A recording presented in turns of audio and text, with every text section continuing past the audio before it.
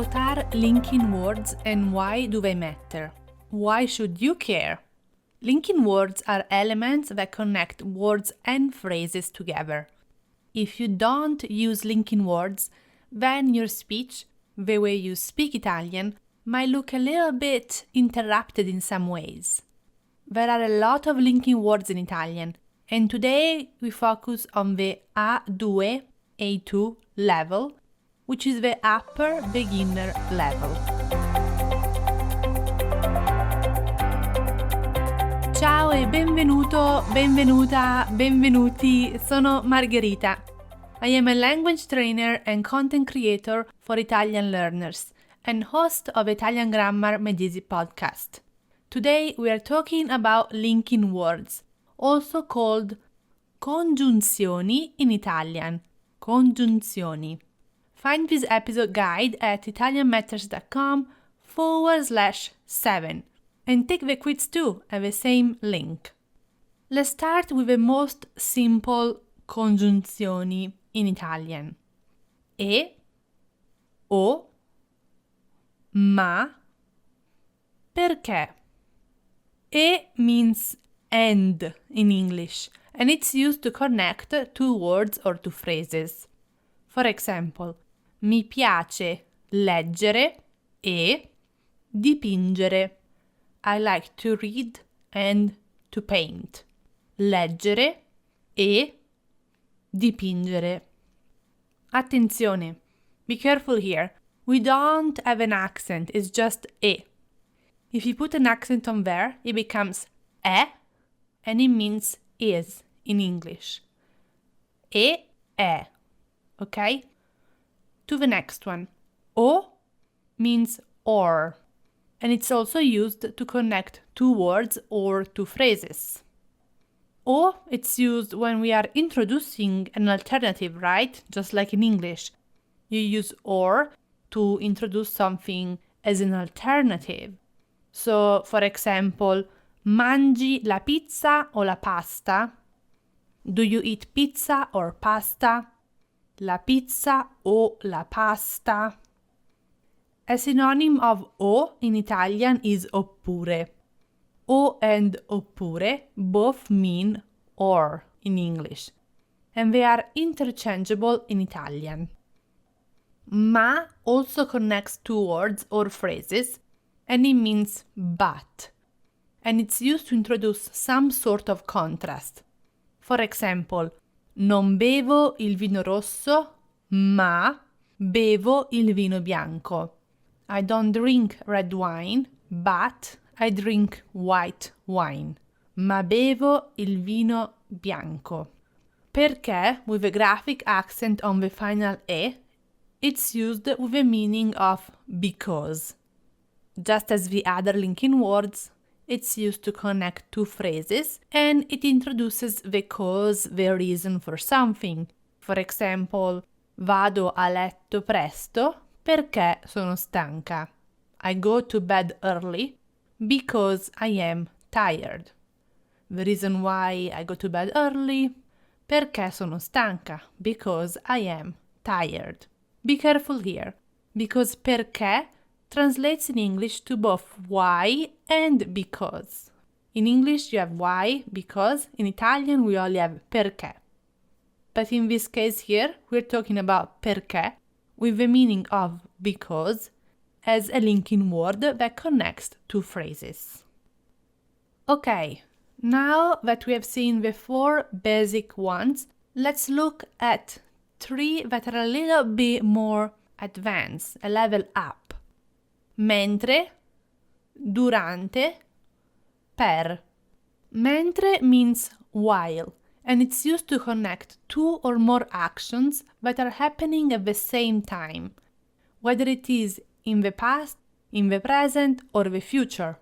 Per esempio, mentre Laura cena, Giacomo guarda la tele. While Laura has dinner, Giacomo watches TV. So we have two actions happening at the same time.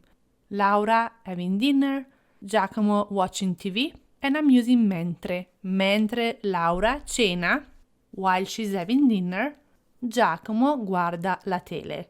These two actions are happening at the same time in the present. Now to the next one. Durante. Durante means during in English, and it indicates the period of time when something is happening. Per esempio, durante l'inverno leggo molti libri. During winter, I read many books. Winter is a period of time during which I'm reading many books. So I'm using durante to indicate the period of time when something is happening. Do you see the difference here between mentre and durante? While in English you could translate them both to while, in Italian they have different uses. Mentre is used, as we said, for two actions happening at the same time.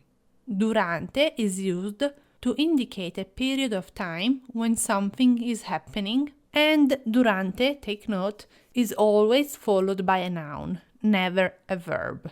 To the next one now. Per.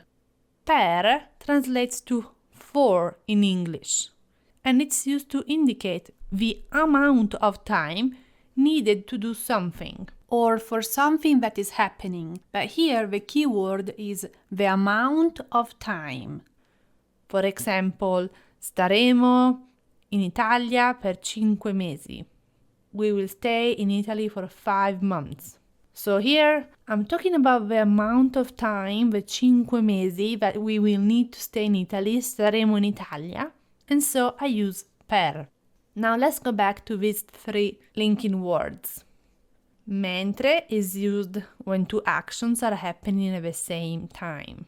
Durante is used to indicate the period of time when something is happening. Per is used to indicate the amount, so we talk about 5 months in the example, the amount of time needed to do something. Sì? Ci siamo?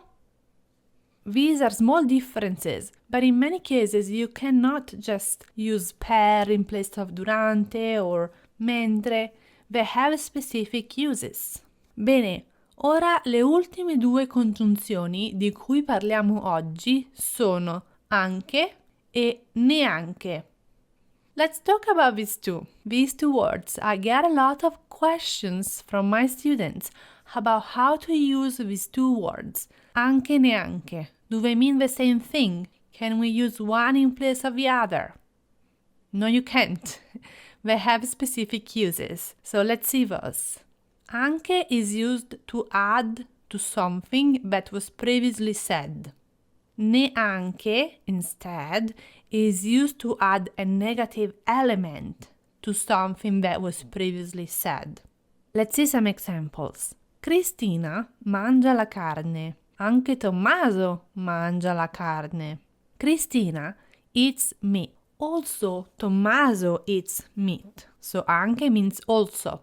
I'm adding something to something that was previously said. Cristina eats meat. Cristina mangia la carne. Anche Tommaso, also Tommaso, mangia la carne, eats meat. Neanche, instead, adds a negative element. So it's for when the sentence is negative. For example, Cristina non mangia la carne. Neanche Tommaso mangia la carne. Cristina does not eat meat. Neither Tommaso eats meat. So neanche means neither when we have a negative element, a negative sentence. Do you see the difference between anche, which is used to add to something that was previously said, and neanche, which is used to add a negative element to something that was previously said? Do you see the difference? Anche, neanche, also, neither. Bene, let's do a recap now. Ora facciamo un riassunto. We saw 9 linking words. First, we saw e, which means and, o, which means or, ma, which means but, perché, because, and then we saw 3 more. Mentre means while, durante means during, per means for, and then we saw 2 last ones, anche, also, and neanche, neither. Ottimo. Now you can probably guess what comes next. Action steps for you. What you should be doing next. First, download the guide summarizing this episode at italianmatters.com/7. You can find what we talk about today in the guide, nicely summarized in one page.